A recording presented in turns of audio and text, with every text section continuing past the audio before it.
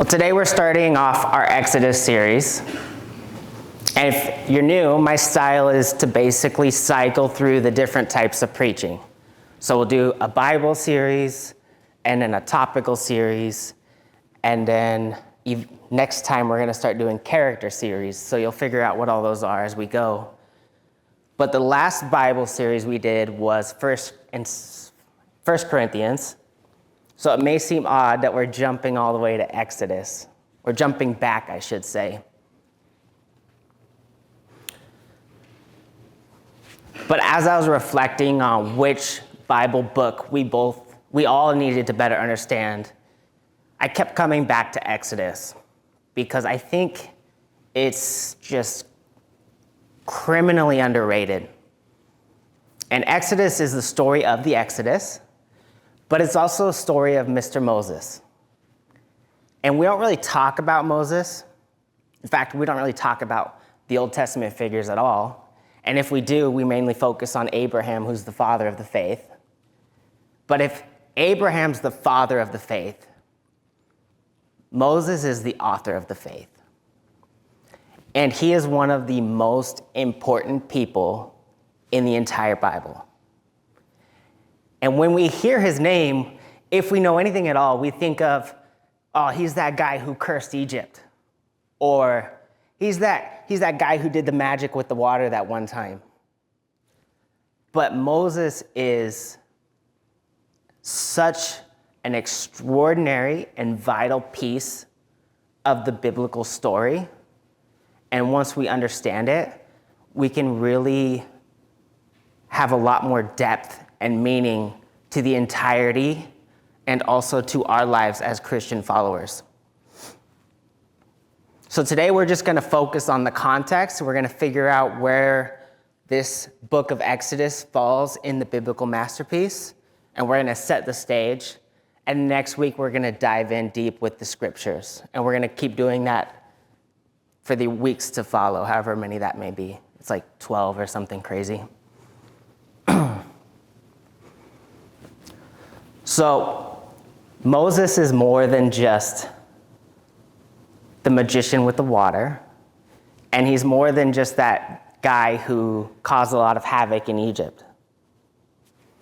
He is a stranger amidst his own people. He is the author of the faith. He is a foreigner in his own land. He is a sojourner in his own story. He is a convert in his own faith. So we're just kind of gonna go through his story. And as we do, I bet we will connect. I bet we will see ourselves in him. And I bet something meaningful will come about through that process. So there's a gap between Genesis and Exodus. In the last two chapters of Genesis, if you've read it, we see that Joseph is in charge. He's second to Pharaoh. And if Pharaoh is the CEO of Egypt, Joseph would be like the COO, the chief operating officer. In other words, even though Pharaoh's on top, Joseph is managing the day-to-day. Joseph is an Israelite, but he was very much honored in Egypt. He was very much venerated. He was given positions of power. He was given the respect and love of the Pharaoh. And because of that, Joseph's family was given the same through an extension of Joseph. And when there was famine and problems and drought in the homeland, Pharaoh extended an offer and an invitation to Joseph's family to come to Egypt. So if they stayed, they would have died due to famine and drought. So they came to Egypt, and they were venerated and respected. They were given everything they needed. They were well cared for. And that's the end of Genesis. And then we see something strange in Exodus. Now they're all slaves. So at the end of Genesis, we see that these people are very much loved and cared for and protected and valued. And 400 years later, they are working to death, motivated by whips and fear. And Exodus is very much the story of their liberation, their story of their resurrection, and their story of their exodus back home to God's holy land and God's family. That's important to understand before we get into the Bible, because we need to understand, we need to appreciate just where the Israelites were at when Moses comes about. They hadn't lost their faith, but they were very much angry. They were very much resentful. They believed in God, but they didn't like him very much. And there was this attitude of, God has not saved us. God has not protected us. God has not freed us. God has watched this all happen and he's not intervened. That was the mentality of, I believe in God, but I don't like him very much. Or even, I believe in God, but he must not love me because this is the life he has allowed me to live. And I can tell you, being in the hospital and in hospice and everywhere else, and just being alive for my 29 years, I have felt that way. And a lot of people have felt that way. And these questions come up of, I believe in God, but why has he allowed this to continue? Like, why hasn't he intervened? Why has he let my child be sick? Why has he let my family treat me this way? Why has he allowed my job to lay me off or fire me? Why has he allowed my life to go down this route? Why has he not intervened? Why has he not saved me? That's where the Israelites were at. So you can imagine when Moses later comes on the scene and tries to encourage them to restore their faith in God, how that would be met with such resistance. You can imagine how those emotions might get in the way and even play a part in the reactions to follow. And more than just that spiritual hurt, we see Moses viewed with skepticism. We're going to find out next week as we go kind of the biography of this man Moses. We're going to find out why he was met with such resistance. And there was this mentality of, you're not one of us, so you don't get a say. Now, personally, I can resonate with that too. Like, who are you to comment on my life when you haven't lived it?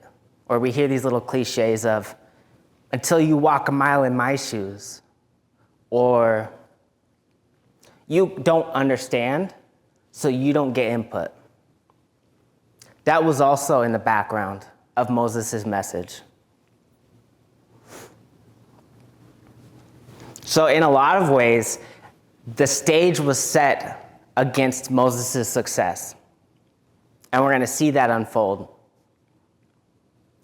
And we're also going to see unfold that even when it doesn't make sense in the moment, and even when we don't have all the answers we want,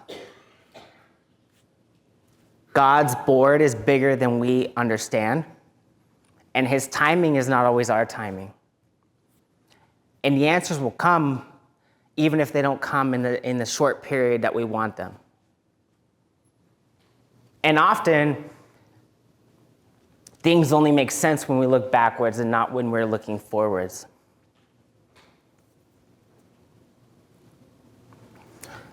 We're going to see that play unfold also.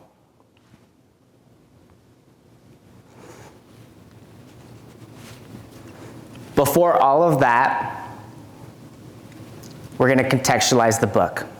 So as I already said, at the end of Genesis, the Israelite people, the tribe of Jacob, they were very much taken care of. They were given everything you can imagine. They wanted for nothing. 400 years later, the exact opposite. They went from everything to nothing, and they didn't love that process.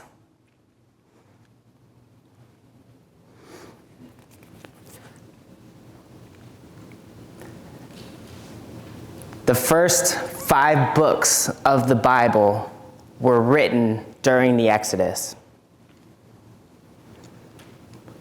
600 BC, the first 5 books of the Bible. Without that fall, without that process, the biblical story would not be what it is. 600 BC, the foundation of the faith was laid. 600 BC, the man of Moses authored the introduction and the origin of everything to follow. 600 BC, he took what was considered an oral tradition passed down from generation to generation, and he literally carved it into stone so that we can have the Bible we have today. 600 BC, Moses lost everything, sacrificed everything so that he could lead a lost people. 600 BC, a enslaved, subjugated people were led to liberation, were rekindled in their faith, were revived in their relationship with the Lord. 600 BC, the man of Moses started the story that we read and enjoy and live out today. So we're going to navigate that story. But it's just important to understand how meaningful that is. And put ourselves in Moses' shoes as we go throughout his story and draw a connection from where we are today back to where he stood then. In my opinion, there's very few people who have done more to the faith, for the faith, than the man of Moses. And we're going to read about the miracles, and we're going to read about the water, and we're going to read about the Exodus itself.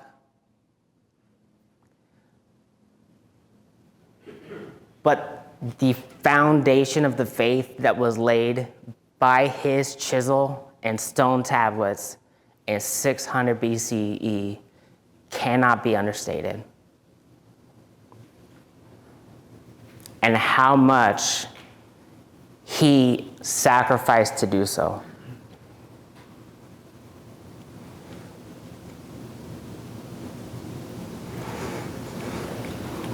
He's such an extraordinary man. And when I read his story, I start to wonder, do I have enough character to do the same if I were in his shoes? If I were a prince of Egypt back in the day when that meant a lot, would I have enough faith to follow a God that I didn't even know yet? Would I have enough faith to save a people that I didn't even respect yet? Would I follow a command that I wasn't even sure of yet? Would I sacrifice everything to follow a faith that I wasn't even invested in yet. Moses is one of the true models of faith, because even back when he was not I was going to say wasn't a Christian, but he wasn't even a Jew back then. He wasn't even in the Jewish faith. He was in the Egyptian faith. Yet, he followed. He followed a God that he didn't know the name of. He followed a God that he had no relationship with. He followed a God that he's never met or experienced. Do I have that kind of faith?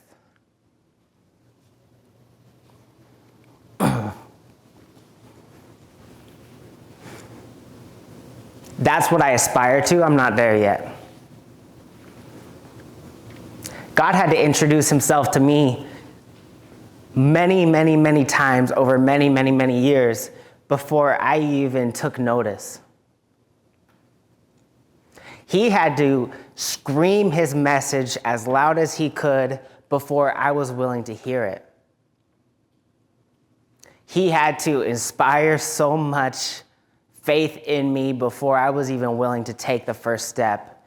And then I see men like Moses who, in the midst of ambiguity, in the midst of uncertainty, in the midst of skepticism, just followed. Not just followed, but sacrificed. So as we read his story,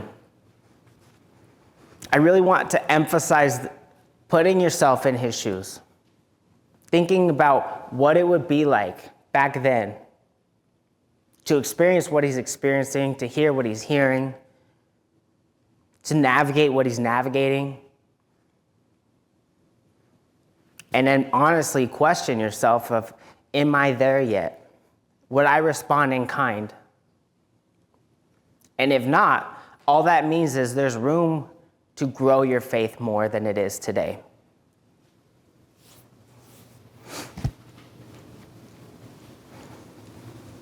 So Moses, this person, we're gonna live out the life of Moses in the weeks to follow. We're gonna learn about not just what he's done, but who he is. And the best part, we get to navigate one of the first 5 foundational books of the Bible and experience the establishment of the faith. Now, formally, the faith was established through Abraham.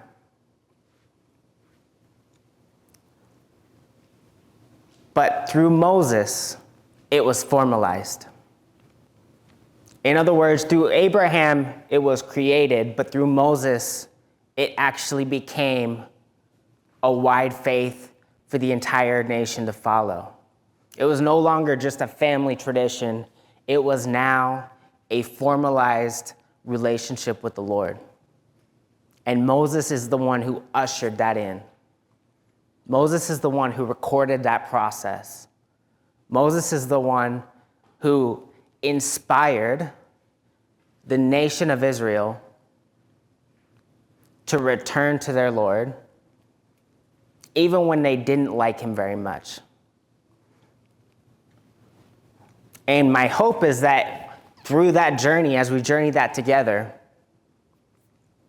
we can get there too. So that even when life doesn't make sense, and even when we're angry or upset at the Lord, or even when he's doing things that we don't appreciate, or even when he's working in a larger timeline than we appreciate, and even when tragedy befalls us, we can maintain a faith that we can leverage to get us through. And we can rely on our relationship with the Lord, even when it's stressed and strained beyond what we would like. Because if the Israelites can come back to the Lord after 400 years of slavery, maybe we can too when we're navigating the challenges and tribulations of our own lives. So that when we get in that car accident, or our child gets sick, or we lose that job, or our bank account's not as full as we would like it to be, or whatever happens, we can rely on our relationship with the Lord. And if it ever gets fractured, we can return to him and trust him again later on. Because there is one guarantee in life. Well, other than death and taxes, there's one guarantee in life, and that is challenges will come. It will not always be smooth sailing. It will not always be easygoing. And eventually, something in life will hurt. Someone will mistreat us. Life will befall us. Life does what it does, and it's not always great. And so when those times come, it's the faith in the Lord that gets us through. And as we navigate the Israelite story and the story of Moses, my hope is that we can follow their example so that when life feels too painful to bear, we can do the same, leveraging our faith and returning to our relationship in the Lord. And that is the Israelite story. That is the Moses' story. That is the story of the Exodus. So we're gonna read things that will blow your mind. Miracles that just seem outrageous. Events that unfold that just seem too miraculous and great to envision. And we're gonna see things that make us question